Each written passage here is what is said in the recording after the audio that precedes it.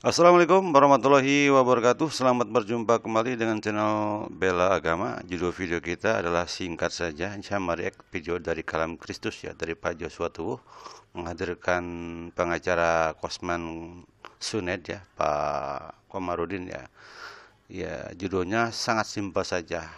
Katanya menurut lawyer atau pengacara Kosman Kostea atau Kosman Sunet gitu ya, yang melapor Kosman bin Sunet diduga orang istana, entah istana presiden atau istana wakil presiden. Wow, pakai tanda tanya ya.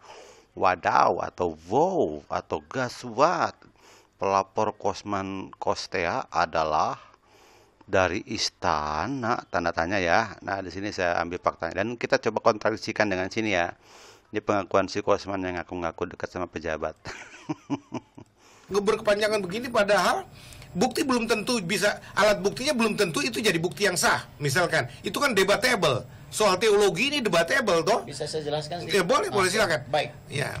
Untuk perkara MKC ini perkara berbau politis. Saya duga pelapornya ini dari istana. Ya kan? Berbau politis, saya duga pelapornya dari istana. Wadaw. Kasus berbau politis dan saya duga pelapornya dari istana. Halo. Yang benar, pelapornya kalau nggak salah ya dari lembaga swadaya masyarakat. MUI mengecam, Muhammadiyah mengecam, NU mengecam, kemudian ada lembaga swadaya masyarakat melaporkan.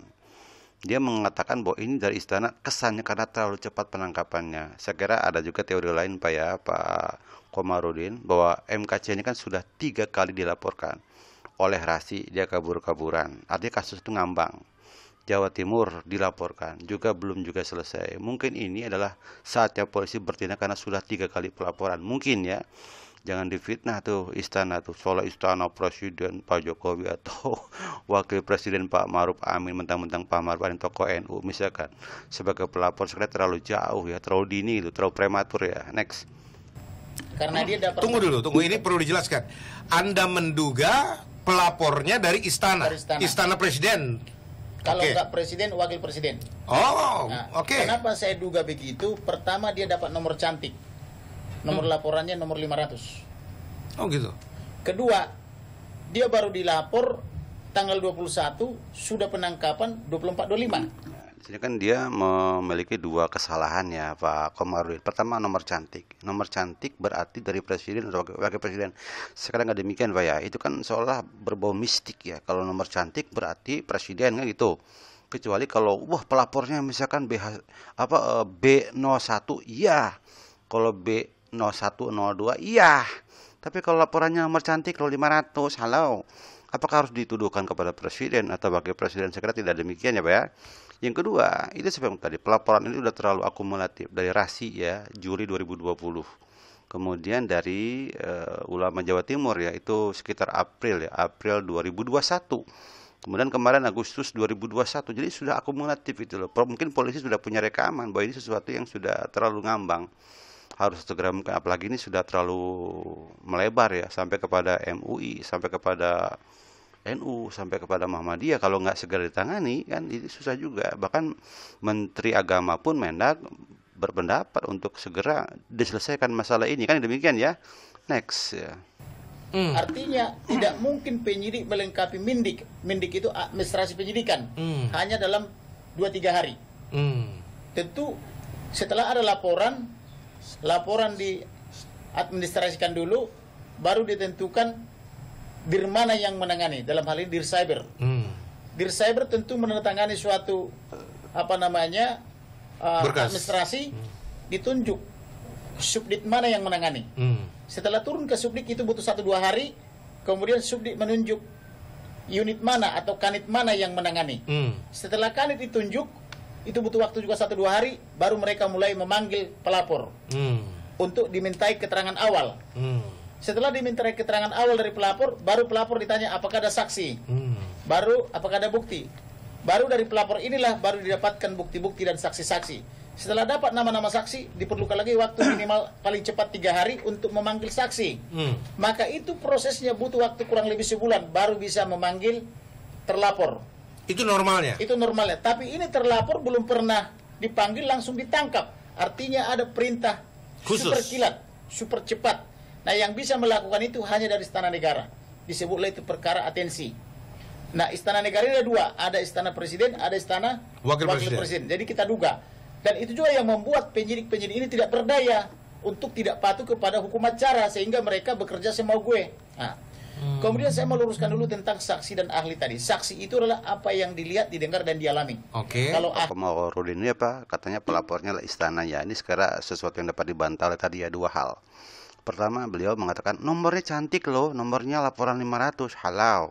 Itu bukan memastikan dari istana, bro. Tapi kalau pelapornya menggunakan mobil dengan nomor B01, B02, B03 yang cantik, yes. Anda salah, Anda menggunakan sistem mistik dalam hukum, nggak boleh ya. Kedua, mungkin terlalu cepatnya penangkapan itu karena begitu akumulatif masalahnya. Dari mulai Juli 2000, kemudian April 2021 sampai kemarin Agustus 2021, dan udah meluas sampai para pejabat pun turun tangan, sampai Menteri Agama pun menyuruh untuk menangkap. Oke, MUI sudah mengecam, Muhammadiyah mengecam, NU mengecam. Ini kan sesuatu yang sudah sangat luas gitu. Maka perlu dipercepat penangkapannya agar reputasi kinerja polisi kan tidak melorot demikian ya Pak ya. Kedua lagi, ini tidak mungkin. Kenapa? Ini faktanya Pak. Si MK-nya malah sering membawa pejabat terkesan sebagai orang yang sebut saja dekat dengan dia atau mungkin melindungi dia. Ini silakan faktanya. Saya ambil dari Muhammad Kece, vaksin suntik. Dia merasa bangga bahwa dia divaksin dengan cepat. Nah, inilah akibat karena saya dekat dengan pejabat. Silakan ya. Saya baru selesai vaksin ya. Vaksin ini taat pemerintah. Yang menarik dalam vaksin ini, saya dibuat proses cepat, mudah, singkat. Kenapa itu terjadi? Karena saya memiliki orang yang terdekat dengan pejabat ya. Yang menarik dalam vaksin, saya memiliki orang dekat dengan pejabat. Oh, bayangkan. Vaksin ini saya dibuat proses cepat, mudah, singkat. Kenapa itu terjadi? Karena saya memiliki orang yang terdekat dengan pejabat ya. Jadi demikian juga prosesnya sangat mudah. Karena ada penguasa yang kita pegang, yang ada penguasa yang kita pegang. Halo. dapat dipercaya. Kalau kita mempunyai pejabat di dunia saja, misalkan kita dekat dengan Bapak Presiden Jokowi, maka urusan aturan pemerintah akan mudah. Demikian juga kita dekat dengan Tuhan. Kalau kita akan melakukan aturan-aturan perintah Tuhan. Ya, demikian ya. Jadi itu kira-kira. Jadi apa kesimpulannya terlalu terburu-buru dan tidak objektif ya. Pak Komarudin menyebut atau menuduh atau mengklaim bahwa yang pelapornya adalah dari istana, baik istana presiden ataupun wakil presiden ya. Sesuatu yang tidak masuk akal dan tidak faktual. Faktanya apa sih? Lembaga swadaya masyarakat. Entah itu di bawah NU, entah di bawah Muhammadiyah, saya nggak tahu. Itu sering dia tuh katanya komunitas heterogen lah atau gimana ya yang melaporkan. Ada kok digitalnya ya. NU tidak melaporkan, Muhammadiyah tidak melaporkan, MUI pun tidak melaporkan, tetapi lembaga swadaya masyarakat. Dan karena terlalu meluas dan terlalu banyak orang yang mengecam, mungkin ada pejabat yang setahu saya itu pejabat yang memohon untuk segera diproses itulah Menteri Agama. Jadi kalau dia mengaku, oh itu pasti dari presiden atau mungkin diduga dari presiden, diduga dari presiden, diduga dari wakil presiden, terlalu ngaco gitu. Ya, ngaco. Cepatnya proses itu karena mungkin kasusnya sudah terlalu akomodatif. Sudah 3 laporan dari mulai Juli 2000, Maret 2021 sampai kepada Agustus 2021, kasus yang sama, orang yang sama gitu loh. Dan di sini pembuktinya itu pembukti bohong atau pembukti tidak kuatnya ucapan pengacara Pak Komarudin. Di sini malah si KC ngaku-ngaku dekat sama pejabat.